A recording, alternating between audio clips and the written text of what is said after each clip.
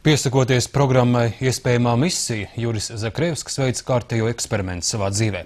Tagad jau par ķīmijas skolotāju sauktais vīrietis atzīst, tas ir izdevies. Ar smagu darbu un atklātību pret skolēniem viņš panācis, ka Olainas vidusskolā jūtas kā otrajās mājās. Taču solījumu tās nepamest pagaidām vēl nedod. Stāsta Karina Rubena. Arī mācīsimies, kā taisīt spridzekļus. Kā mēs spridzekļus taisīt? Šis jautājums Juris Zakrevskis vairs nespēja iedzīt stūrī, jo pēc farmaceita grāda iegūšanas, darba organiskās sintēzes institūtā un pasaules apceļošanas, nu viņam ir arī gadu ilga pieredze skolotāja darbā. Jābūt sagatavotam, jābūt drošam, jābūt pozitīvam.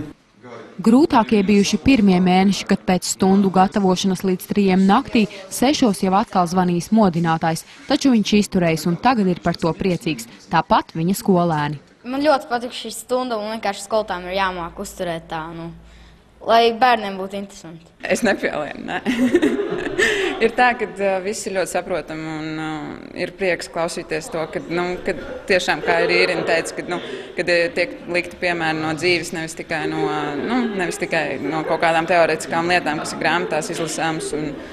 Cenšas skotājs ļoti, ļoti tā, lai visi saprastu un lai visi sakot līdzi. Ja jums sāk mati degt, tad jūs skrēdat apkārt kā degoša lāpa pa klasi un tas nav vajadzīgs.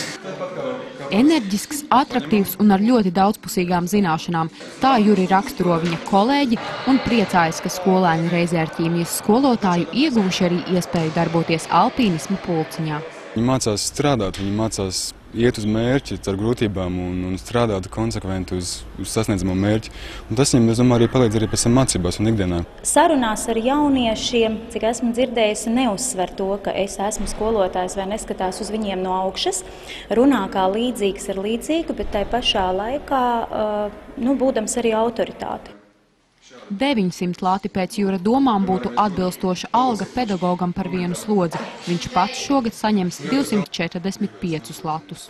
Es šeit neesmu naudas dēļ šos 2 gadus, bet strādājot ilgāk, vairākus gadus, un ja man būs ģimene un man ģimene būs jāuztur, tāds atalgojums būtu nedaudz neadekvāts. Kad mācību gada beigās Jurim būs jāatbild, vai viņš darbu skolā grib turpināt, vai arī pietiek ar eksperimentu, kas ilga 2 gadus, pagaidām viņš vēl nezina, ko teiks. Karina Rubena, Vilmārs Valters, Latvijas televīzija.